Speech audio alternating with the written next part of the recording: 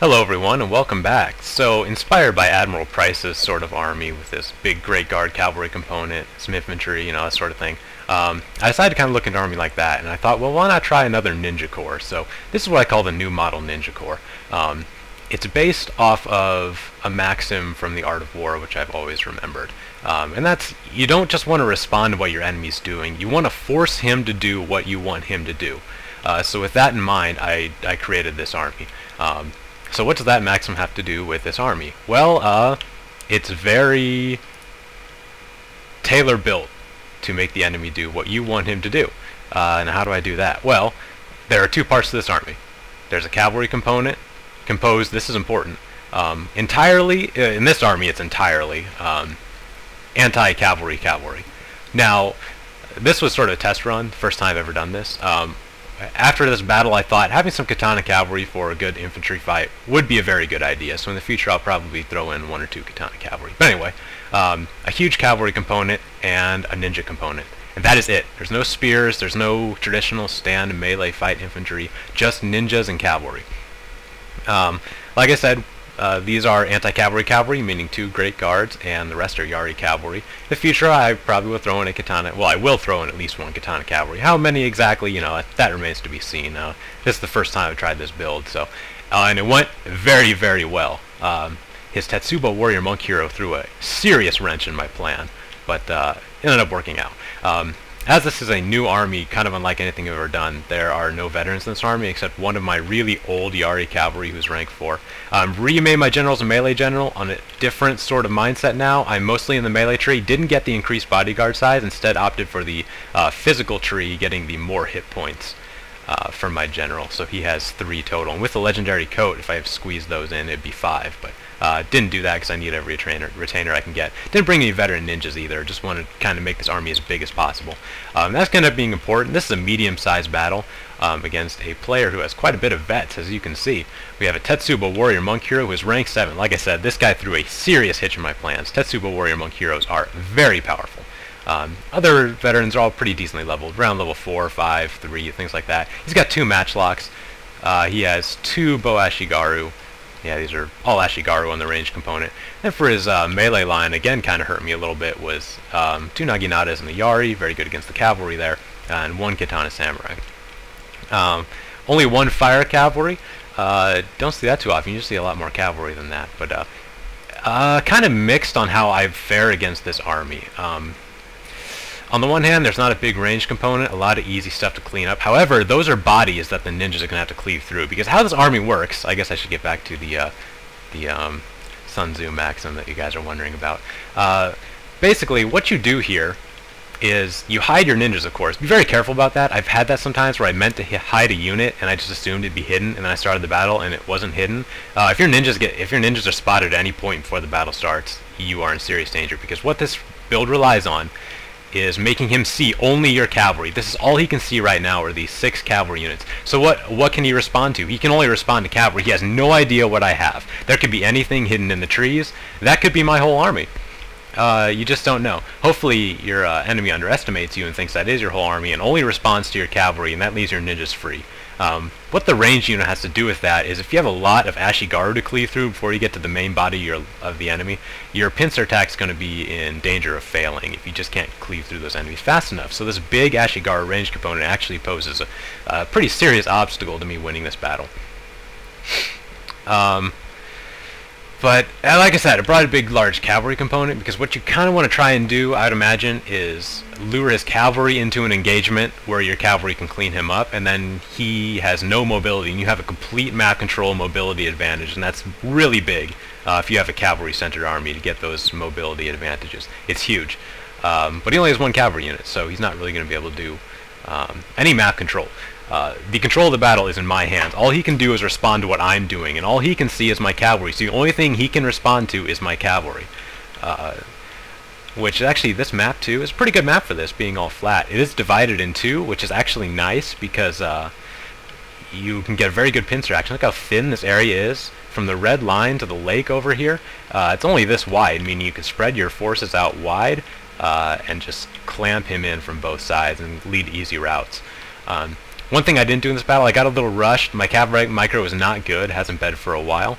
I got a little rushed, and I meant to do sort of a two-wave attack. If he's spread out in one long line, something like that, a two-wave attack is best. Spread your cavalry out thin, get those big charge bonuses, especially from your Yari cavalry, and smash into him.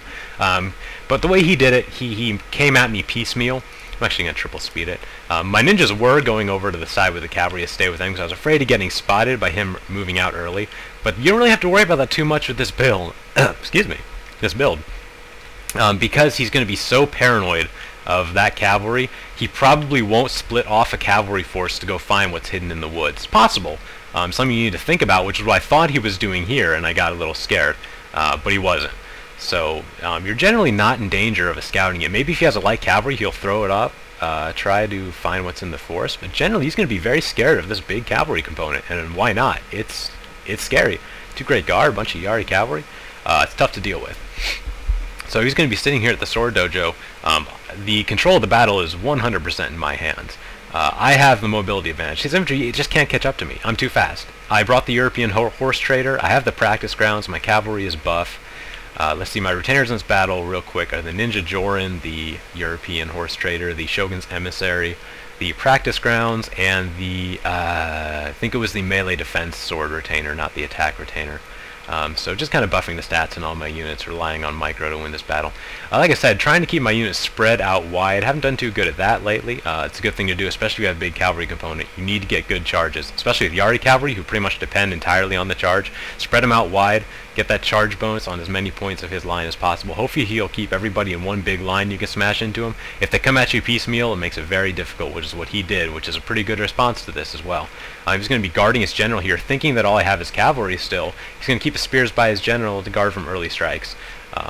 His matchlocks did not do a good job there of spreading his matchlocks out and getting as many shots on me as possible. That's going to seriously hurt his matchlock use. The bows too, not going to be able to do too much here against the cavalry unless he can stop my charge flat, but if he does that, he pretty much would win the battle anyway. Assuming that I don't have a scary force coming right at him. It actually puts him in a false sense of security, seeing as whatever I have that's not cavalry is going to be hidden in the forest, unless of course they're Kisho ninjas. Moving over here to look at this nice pincer I have. You can look on the mini map. This is more than a pincer. This is what I call gator jaws, when you just get this perfect parallel lines of your units that just smash into both sides simultaneously. It's tough to beat. It's near impossible.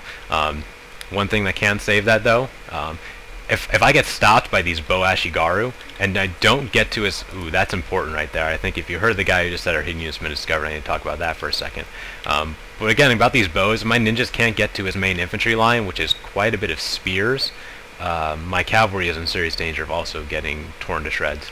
There's also the fire cavalry, who's in a very dangerous spot for my ninjas. That was the thing I was really worried about, is his fire cavalry can hit my ninjas. And that put me in an interesting spot here, because when I heard the guy say my units have been discovered, I'm usually used to that meaning my ninjas have been discovered. So that's what I assumed happened, and so I threw on stealth and kind of rushed into this attack. I threw on stealth and we ran towards the enemy. Stealth is amazing. It's amazing how far they can get before they get spotted. I pretty much had him in the enemy lines throwing the bombs before he even knew they were there. So that made me go into my attack early, but thankfully he started moving around too, and I was able to kind of position my cavalry in places that I could slip through his lines, hit weak spots, get some flanking and some morale debuffs. Tetsubo Warrior Monk Heroes right there in the middle to be scary. See, he's moving in here. I've got room to maneuver on the left. I got room to maneuver on the right. I got 2 units up here. My general does have the no penalty versus spears. The fire cavalry had to take that out soon, so I sent a Great Guard in there. Ooh, there are the bombs going off. I guess we should look at that.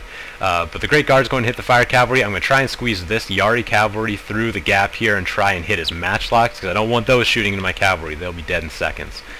Even matchlock Ashigaru, these are rank 3, 2, and 3, so they can still do some damage. These two are just sitting on reserve, my general and this Great Guard, just waiting to see how this develops. I was really slow on my micro. I was dealing with ninjas. I had this attack here, this attack everywhere. So my micro was slow, which is why the attack wasn't... Let's zoom in on that. People always say I need to zoom in more. Let's take a look at this bomb throwing. Just gotta halfway obliterate that Yari, or that Bo Ashigaru.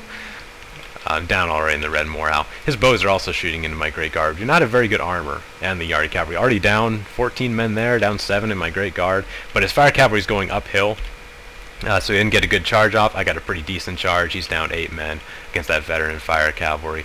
He's moving out to attack now. He's sort of committed his infantry to this attack, and now he's being hit from behind by ninjas. Does a good job of getting his general out of there, but my ninjas need to be going into anti-spear mode.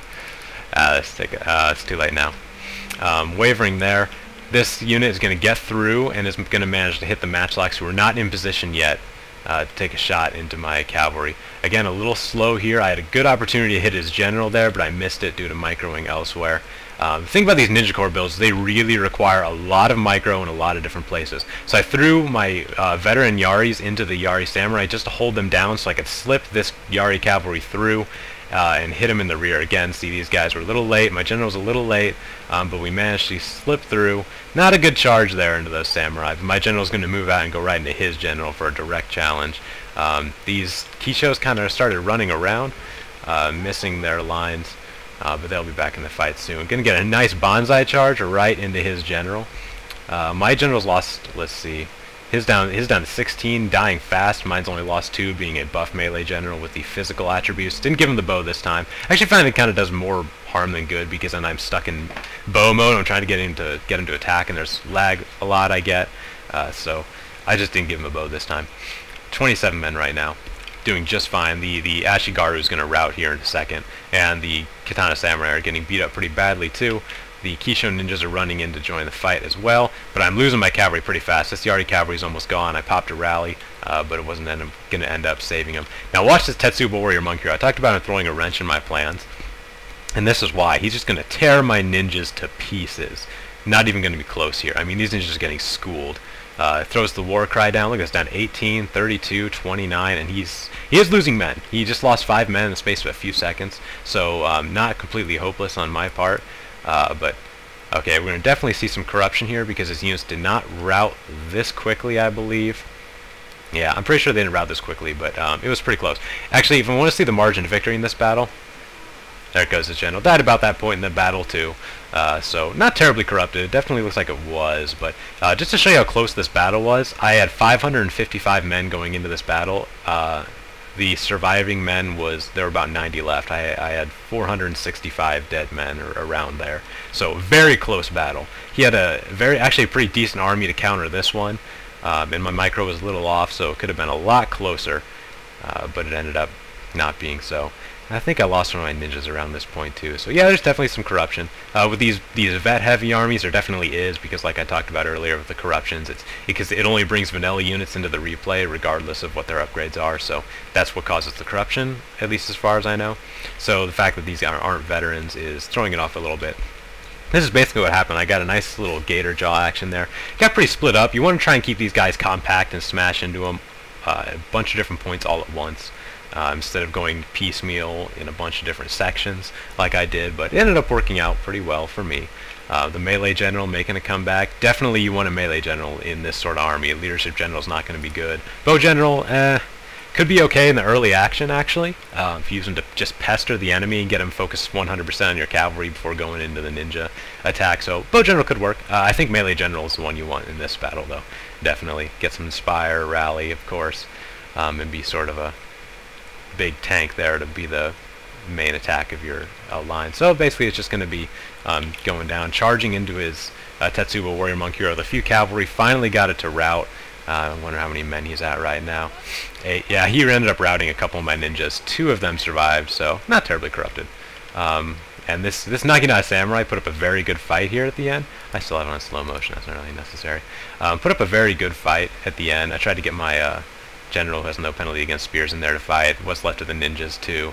His general's dead, so as soon as this monk hero routs, it'll be pretty much over. What's also good about this, the Great Guard, you really need those. They inspire friendly units, so they sort of have like a morale increasing buff to your friendlies, which is definitely a very good thing to have, because your army's going to be split in 2.